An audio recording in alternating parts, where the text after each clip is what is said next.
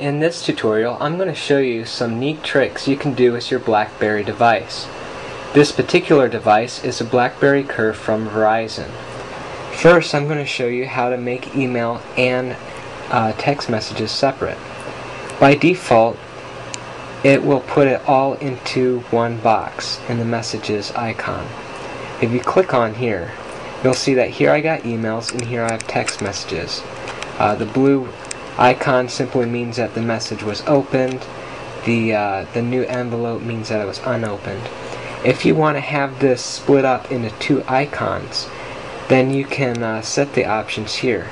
Go up to the top and click on the application key. Scroll down until you see options. Click on general options. Next, scroll down until you see SMS and email inboxes. Change the theme controlled selection to separate. Then click the back button. It'll ask you to confirm the changes.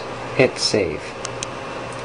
Now, if you go back to the email box, you'll see that all the text messages are gone and I only have the emails.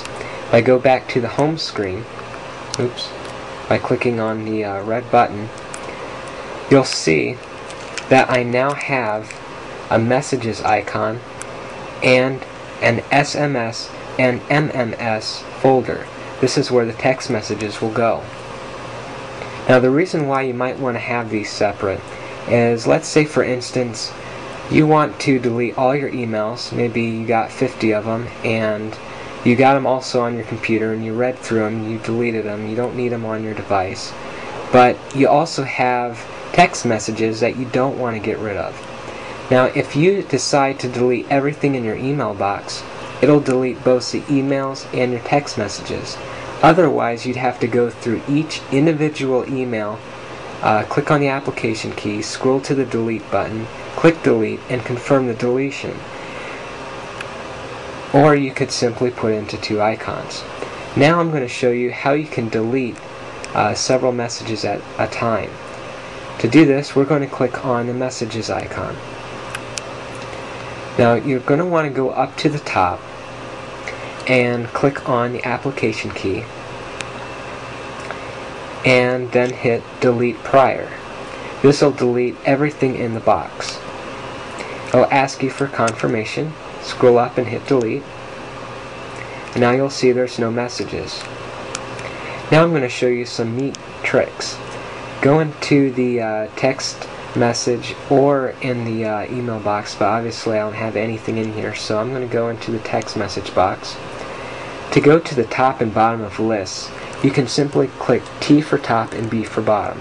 You'll see how it jumps from top to bottom. Now obviously that isn't really helpful here, but if you had a list of maybe 100 emails, it can be a lot better than just scrolling up continuously. Let's say that I wanted to reply to this. Now what I could do is open it up and then click the center button and hit reply. Alternatively, I could simply click the R button and then begin typing. Now the next thing I want to show you is how you use the Alt key. The Alt key will do the second letter or option on the key. You'll see like there's a U and a dash, an I and a dash, a plus sign, an at sign. The way you get to these is by using the Alt key. Now you can do this two ways. You can either click the Alt key once and then click on the symbol you want, and then after you click on the symbol you can type regularly. Or you can click and hold the Alt key and press it several different times. It'll work like a shift key would on a keyboard. Let's say that you're typing a sentence. This is a test, and you want to put a period at the end. Now you could click on Alt and the M for the period, or on the BlackBerry you can just hit space twice and it automatically puts in the period. The next thing I want to show you is how to capitalize. The first way you can do it is by holding the Shift key.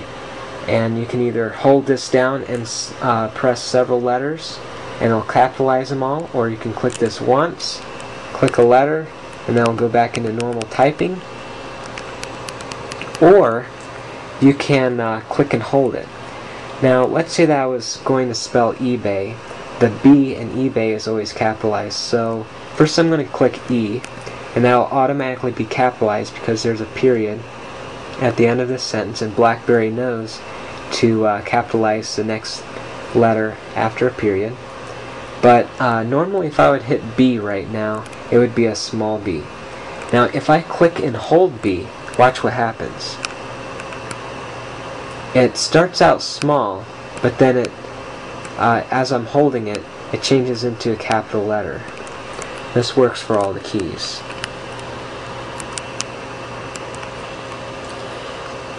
Now I'm going to show you how you can copy and paste. To copy and paste, click on the application key. Then scroll up and click select. Scroll over to the left, right, up, or down to select the text. Then click on the center button and then click copy or cut. We're going to click on copy. Cut would remove the text and then allow us to paste it somewhere else. I'm going to go to the end of this sentence, if you can call it that, and then I'm going to click the enter button and I'm going to paste it right here. And to do that, I'm going to click the center button and then click on paste. And that's how you can copy and paste. Now I'm going to show you a really neat trick. If you put this in your pocket and you don't want any keys to be accidentally pressed, you can put this in the standby mode. To do this, click and hold the mute button up on top for about 3 seconds. Now it'll appear to be off. You can click any of the buttons, side buttons, hold buttons, but nothing will happen.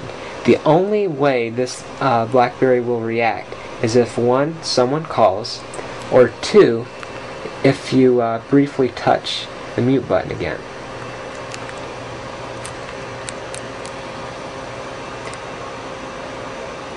Now if you want to set a speed dial, let's say that you have a guy's name who is Fred and you want him to be for the F, or maybe you have Aunt Karen and you want a K, you just click and hold K and it'll ask you, assign a speed dial to the K key. You can click yes or no. We're going to click on yes. Let's just say Karen is Aaron Wolf. He's the first guy. Or you can go up here on the use once option and put in your own phone number. I'm going to click on him. It'll ask which phone number. Now I have this blocked out, but it's asking me home or work. I'm going to select home. Now it takes me to a list that shows all of my speed dial settings. Once I'm done reviewing this list, I can click on the back button and it'll take me back to the home screen.